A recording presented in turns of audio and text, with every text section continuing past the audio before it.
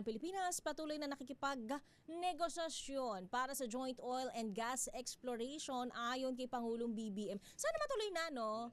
Hindi puro plano yung pakikipagnegosasyon. Parang ang tuloy-tuloy na dami yan. ng administrasyon ang nakipagnegosasyon, pero sana this time matuloy At na. sana kung matuloy man, bumaba naman ang presyo ng petrolyo sa Pilipinas. Dapat ang goal, 'di ba? So wag na lang puro negosasyon, dapat execution na. Yun. I-detail mo ang balitang 'yan. RH14 Leth Narciso, Miss Leth. Ms. Ayala, kay Ray, kinumpirma ni Pangulong Ferdinand Marcos Jr. na tuloy-tuloy ang negosasyon para sa terms of reference ng panukalang joint and gas exploration para makatulong sa energy supply ng bansa.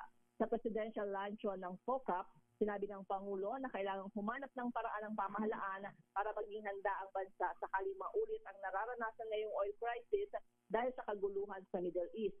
Ayon kay Pangulong Marcos, hindi naman lingid sa lahat na naging pahirapan ang supply ng produktong petrolyo, na tumaas pa ang presyo at matindi ang naging epekto sa pamumuhay ng mga tao at sa ekonomiya. Sabi ng Pangulo, nakikita niya namang matutuloy ang joint oil and gas exploration sa hinaharap, pero hindi niya daw masasabi kung kailan dahil depende ito sa pag-uusap ng lahat ng partido. Una rito, tiniyak ng Department of Foreign Affairs ng anumang posibleng joint oil and gas exploration ng Pilipinas sa China o sa sinumang bansa ay mahigpit na susunod sa konstitusyon at mga umiiral na batas. Ito si Leth Narciso para sa DZRH, una sa Pilipinas, una sa Pilipino.